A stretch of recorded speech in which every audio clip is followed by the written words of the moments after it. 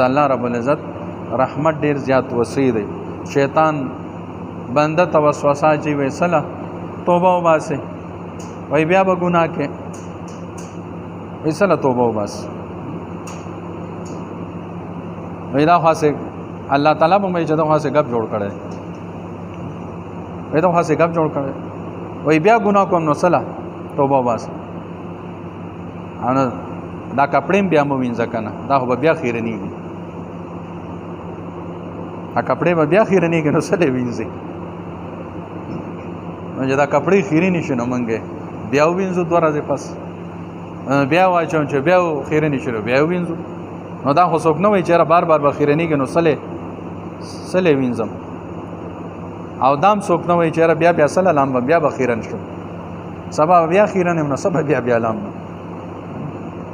نه چې خیرن شي نو بیا ولم، نه چې بیا خیرن شي نو بیا ولم، نه چې په ګناهونو سره خیرن شي نو بیا توبه وباسه، نه چې بیا خیرن شي نو بیا توبه وباسه. څنګه چې بار بار کپړې وینځي او بار بار لامبې، ظاهري بدن له غسل ورکې نو د توبې غسل هم ورکوه، چې روح دې پلیتېږي نو بیا د توبې غسل ولا ورکړه چې بیا پاک شي. نو سړی چې بیا اودس شي نو چې اودس وکړي نو څه شي په اودس کې شي. نو تانوي صاحب فرمایي وایي چې ګناه دې وکړه تقوا دې ماته شوه نو بیا توبه وباسه نو بیا به متقي شي. نو دا د شیطان دوکه ده، وایي چې زه خو به بار بار ګناه کوم نو زه به بار بار توبه وباسم. په حدیث کې راځي قیامت پر ورځ به هم دغه شان زمونږ ورور د الله په دربار کې فرشتې حاضر وایي چې الله دې بنده خو ستا سم ګپ جوړ کړو او بس توبه به وباسه نو بیا به ګناه وکړه نو بیا به توبه وباسه نو بیا به ګناه وکړه نو بیا به توبه وباسه نو بیا به توبه ګناه وکړه نو بیا به توبه وباسه نو بیا به ګناه وکړه نو بیا به توبه وباسه. دا خو بالکل ګپ جوړ کړو.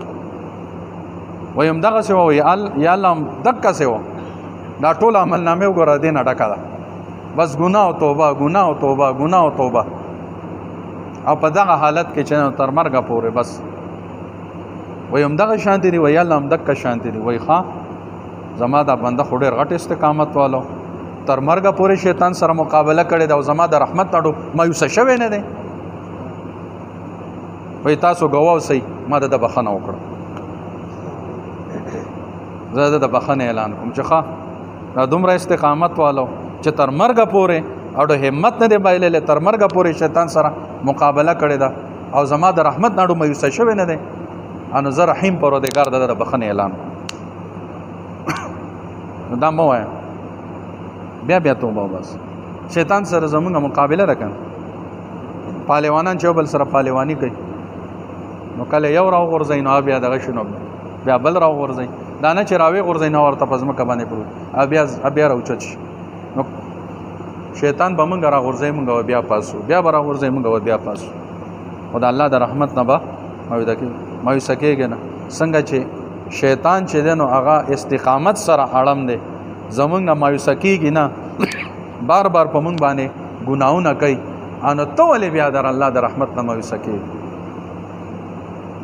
شیطان چې کله قسم وخوړو د الله روان دی فبعزتک لاغوینهم اجمعین، ستا په عزت مې د قسمي دا ټول بدله زه ګمراه کوم. نو آدم علیه السلام سره غم پیدا شو چې زما اولاد په دې ګمراه کې، دا خو ډېر ابلیس لعین خو ډېر خطرناک دی، ما ته وسوسه واچوله زه یې دوکه کړم، زما اولاد به دغه شان دوکه کړي او قسم یې وخوړه د الله روان دی. نو الله رب العزت هم ډېر زیات رحیم کریم پروردګار دی. شیطان زمونږ د ګمراه کولو یو قسم وخوړل، الله زمونږ د بخلو پاک کا ټیم باندې 3 قسمونه وخوړل. د فبعزتک لاغوینهم اجمعین، ستا په عزت مې قسم دا ټول بدل ګمراه کوم. الله تعالی په جواب کوي فبعزتی وجلالی وارتفاع مکانی لا ازال اغفر لهم ما استغفرونی، زما د خپل عزت قسمی او زما د خپل جلال قسمی، زما د خپل اوچته مرتبه باندې قسمی، دای بزه همیشه معاف کوم چې تر څو پورې دای مانه بخنه غواړي، زه به همیشه معاف کوم تر څو پورې دای مانه بخنه غواړي. نو الله رب العزت شیطان د گمراه کول یو قسم وخوړه، الله تعالی د بخنه 3 قسمونه وخوړه. نو د الله رحمت ډیر زیاتو وسیع دی. الله رب العزت د رحمت نه مایوسه کېدل نه دی پکار. چې مونږ تاسو د خپل ټولو ګناهونو توبه وباسو. صحیح ده که نو زم توبه وباسم، تاسو هم توبه وباسئ.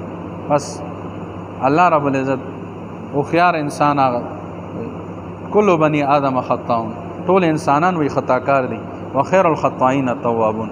او په دې ګناهګارو کې د ټولو نه بهترین ګناهګار هغه دی وایي چې الله ته توبه وباسي. بهترین ګناهګارو ته بهترین ګناهګار هغه دی وایي چې الله ته توبه وباسي. په دې وجه نه چې موږ تاسو توبه وباسو، فوراً الله تعالی ټول ګناهونه معاف کړي. د زړه د اخلاصه د الله په دې کور کې زم توبه وباسم، تاسو د خپلو ټولو ګناهونو توبه وباسئ.